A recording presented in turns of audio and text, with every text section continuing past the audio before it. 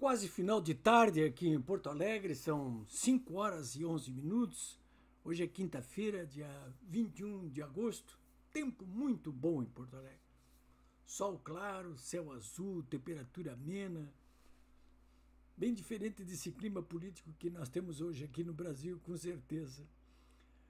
Eu sei que muitos de vocês, ontem de noite, hoje de manhã, acordaram já com notícias funestas a respeito das ações autorizadas pelo ministro Alexandre de Moraes, aí de novo sobre os maiores líderes da oposição.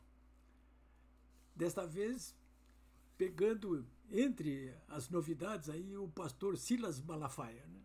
Vocês sabem que quem me acompanha no meu blog, polibebraga.com.br, deve ter acompanhado as notícias aí ontem de noite, quando o pastor estava voltando de Portugal. Ele tem uma igreja lá também em Portugal. Ele foi interceptado pela Polícia Federal ali, que tomou o celular dele e uns livros, inclusive, né? Malafaia até mostrou outros modelos do mesmo livro dele, livro de religião, né? Não sei o que eles estavam pensando ali. Eu até me lembrei de um depoimento que uma ocasião eu fiz aí durante o regime militar.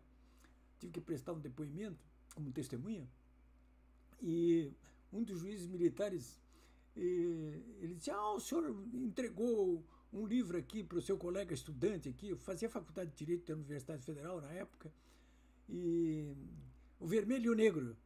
Eu digo: isso mesmo, é Um Vermelho e o Negro. Ele disse: mas isso é um livro subversivo, né? O título até pode ser subversivo, né? Mas era um romance do Stendhal, né? Digo: é verdade, vou acabar sendo punido aí. Agora a Polícia Federal pegou os livros de religião aí do Silas Malafaia, né?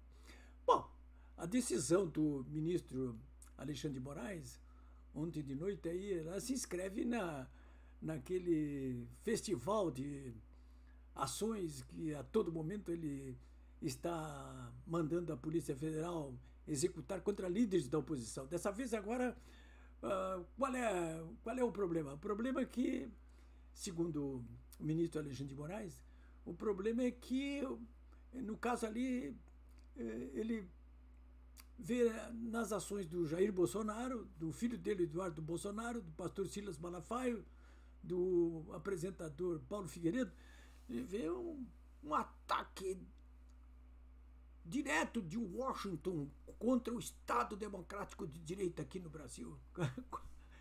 Por que razão? Porque o Donald Trump está aplicando sanções aqui contra o Brasil, um tarifaço de 50% sobre os produtos exportados pelo Brasil, corte de vistos diplomáticos contra 8 ministros do Supremo Tribunal, mais contra o ex-presidente do Congresso, Pacheco, mais contra o ministro da Justiça, Ricardo Lewandowski, e mais ainda a aplicação da lei Magnitsky, que é quase uma pena de morte financeira aí, em cima do Alexandre de Moraes, o próprio Alexandre de Moraes. Então, eles estão... tem que abrir uma investigação, vamos punir toda essa gente aí. E aí é o que está acontecendo aí, né? Então o Moraes, inclusive, proibiu o Silas Malafaia de conversar com o Bolsonaro. Não pode mais conversar com o Bolsonaro. Tá proibido de conversar com o Bolsonaro. Bom, o Moraes já tinha tirado de circulação aí o Jair Bolsonaro, que está em prisão domiciliar, incomunicável, inclusive, né? E agora está obstaculizando aí as ações do pastor Silas Malafaia, mas não proibiu ele de continuar falando, né? E ele já falou, ele já gravou, o Malafaia já gravou lá um vídeo, até publiquei no meu blog, polibebraga.com.br, dizendo: é um criminoso, eu só vou parar de falar se me botar na cadeia. Daqui a pouco ele bota na cadeia mesmo, pastor. Olha, senhores, com certeza é o seguinte: cada vez que tem algum assunto assim muito grave que prejudica ou o próprio Moraes, ou o Supremo, ou o governo Lula, o Moraes, alguém lá do Supremo, da PGR, saca lá do seu saco de maldades lá e alguma coisa para tentar toldar a repercussão sobre o que aconteceu, né? O que está acontecendo. Então, eu vi, inclusive, dessa forma o que aconteceu ontem. Essas ações todas do ministro Alexandre de Moraes. Por que razão? Porque ontem ficaram extremamente agudas duas informações assim altamente favoráveis para a oposição brasileira. Ontem, primeiro, uma derrota imposta ao governo Lula na CPMI do INSS, né? Porque o governo Lula e os seus aliados já estavam batendo palma ali. Ah, não, o presidente da CPMI do INSS vai ser o senador Omar Aziz. Vocês se lembram desse senador, né? Do tempo da CPI da pandemia lá. Ele é do Amazonas, é um cretino. E, bom, vai ser... Para quê? Por que o Omar Aziz? Para ficar trabalhando em favor do governo, não deixar investigar nada, chapa branca, né? Pois eles foram derrotados. Né? Uma derrota, assim, inesperada, inclusive. Costurada com competência pela oposição. Então, o pessoal festejou mesmo, muito, essa vitória por 17-14. A CPMI é composta por deputados e senadores. Perderam, ficaram fora do eixo, assim, durante algumas horas, né? Enquanto comemorava, daqui a pouco vem o Moraes lá com essas ações dele aí, abrindo praticamente um novo inquérito contra o Bolsonaro, contra o Eduardo Bolsonaro, contra o Paulo Figueiredo, Silas Malafaia, estão conspirando lá com os Estados Unidos para desestabilizar o Estado Democrático de Direito aqui no Brasil. A mídia, claro, hoje já, em vez de falar na derrota do governo na CPMI do INSS, em vez de falar, inclusive, no fato de que ontem mesmo o Banco do Brasil cassou o cartão de crédito internacional do Moraes e ofereceu para ele até um cartão Elo, que é do Banco do Brasil, de uma empresa do Banco do Brasil, em vez de dar ênfase a isso aí, deu ênfase a isso aí. Então, eu não tenho dúvida, porque eu já notei que a cada vez que alguma informação prejudica o Moraes, ou prejudica o Supremo, ou prejudica o governo Lula, o Moraes saca lá, pega do saco de mão, agora pega aqui dessa prateleira isso aqui, e vem. E já apareceu. Então, isso aí funciona muito bem assim para narrativa, sabe? Para esses objetivos deles, de ficar tentando impor uma narrativa. Mas os fatos são fatos, né? Fatos são fatos. Tanto é que o Alexandre de Moraes ele pode falar quanto quiser. Pode tomar a decisão que quiser em relação à lei Magnitsky, por exemplo, e às suas punições na área financeira. Mas não tem o que fazer, tanto que já perdeu os cartões de crédito que ele tinha internacional aí, né? E vem mais coisa pela frente. Aliás, esse é um registro que eu queria fazer, mas também quero fazer um outro registro, que é o seguinte: o Eduardo Bolsonaro, que está nos Estados Unidos, ele tirou uma nota e nos pontos que ele colocou ali, um dos pontos que eu achei muito importante é o seguinte: bom, se o Moraes teve tanta coragem assim de abrir verdadeiramente um inquérito, mandou a polícia política dele, a Polícia Federal de hoje, abrir um inquérito para apurar aqui as minhas ações, eu, Eduardo Bolsonaro, aqui nos Estados Unidos, junto ao governo Trump, para desestabilizar o Estado Democrático de Direito, as instituições brasileiras. Se ele teve coragem para vir para cima de mim, para vir para cima do meu pai, do Silas Malafaia, do Paulo Figueiredo, por que ele não teve coragem de, então, abrir investigações para cima do presidente Donald Trump e do secretário de Estado Marco Rubio? Porque, afinal de contas, se nós estamos trabalhando aqui junto ao governo dos Estados Unidos para que ele aplique sanções ao Brasil e a personalidades, a autoridades brasileiras, se está nos enquadrando por causa disso, por que então o autor os autores dessas restrições, que são o Donald Trump e o Marco Rubio, por que ele não abre um inquérito para cima deles, né? É covardia, é covardia. Mas não é covardia. Isso é cobra mandada, né? Isso é jogo jogado. Então, não se iludam, não se iludam, não se iludam.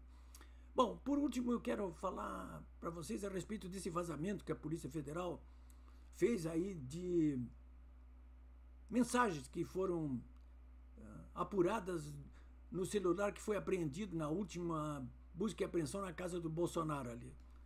A mídia hoje está se divertindo. Nada daquilo ali que está sendo transmitido é criminoso. Nada daquilo ali. Mas faz um escarcéu. São conversas de comadre, papo furado, o Silas Malafaia xingando o Eduardo Bolsonaro. O Eduardo não gosta do Silas Malafaia. O Eduardo xingando o próprio pai. Isso é conversa de comadre, né? Mas a Polícia Federal está se prestando a isso aí, porque a mídia se diverte, claro, né? Com essas narrativas, né? Mas o que me chamou mais a atenção ali, entre todas as narrativas que foram vazadas durante o dia de hoje, nessa quinta-feira, o que me chamou mais a atenção ali foi a existência de uma nova minuta, aquela minuta do golpe que nunca apareceu, né? Agora tem uma minuta de um provável pedido de asilo político à Argentina. Apareceu a Fernanda Bolsonaro que redigiu aquilo. E daí? Não é nada, é uma minuta, sabe? Quer dizer, é um pensamento. Agora vamos punir pensamento? Não existe nada tipificado na legislação brasileira a respeito disso aí. Então, até uma das pessoas que nos acompanha aqui me mandou um recadinho hoje durante o dia. Políbio, você acha que o Bolsonaro vai se asilar ou vai ser preso? Eu pensei assim, respondi, olha, sinceramente eu não sei se ele vai ser preso ou se vai se asilar, né? Agora, porque isso depende dele. Até agora ele está dando demonstrações de que ele vai até o final desse julgamento aí, que vai começar daqui a alguns dias, inclusive, e vai terminar também daqui a alguns dias, talvez. Até agora ele está dando demonstração de que vai até o fim. Bom, se for até o fim, ele vai acabar sendo preso, né? Porque ele já está em prisão domiciliar em casa e está vigiado ad náusea ali no entorno pela Polícia Federal, por todo mundo, né? Aparentemente ele vai para a cadeia, aparentemente. Parece que ele não está disposto a ir para a cadeia. Bom, foi o que eu respondi. Digo, olha, ele aparentemente está disposto a ir para a cadeia, não está disposto a se asilar. Né? Mas, se eu fosse ele, me asilaria. Né? Alguém me disse assim, mas como é que ele vai conseguir sair dali da prisão domiciliar que ele está, cercado de polícias federais? Só não escapa de prisão domiciliar quem não quer escapar. Aliás, dezenas e dezenas já de presos políticos aí que estavam com tornozeleira eletrônica simplesmente quebraram a tornozeleira eletrônica e se mandaram, né? Foram embora. Qualquer vigilância. Qualquer deputado daquele que for visitar o Bolsonaro aí, bota o Bolsonaro no porta-mala e leva ele para uma embaixada qualquer. E não precisa ser da Argentina. Eu fosse ele, ia direto para a embaixada dos Estados Unidos, né? Por que ir para a Argentina? Vai para os Estados Unidos logo de uma vez, né? Ou vai para a Argentina, ou vai para onde quiser, né? Isso aí algum advogado, algum deputado, um senador, um líder qualquer costuraria, né? Mas eu não sei se... Eu faria isso, eu me exilaria, né? Mas eu não estou na cabeça do Bolsonaro, não sei quais são os objetivos dele e nem sei até onde que ele quer ir, né, de qualquer maneira, né?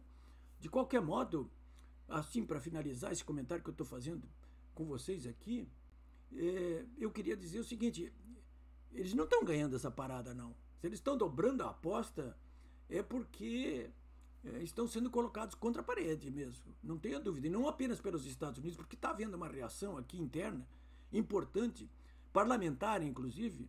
Essa vitória, por exemplo, ali no âmbito do Congresso, onde o governo Lula e os seus aliados foram derrotados ali na composição da CPMI do INSS, mostra que há uma coisa, está amadurecendo ali a possibilidade de formar uma maioria dentro do Congresso para aprovar aí medidas que visam conter as ações do Moraes e do Supremo Tribunal Federal, né? Porque tem projetos que daqui a pouco anda assim, um projeto de anistia ou algo parecido ali, de prerrogativa de foro, de mudança de prerrogativa de foro.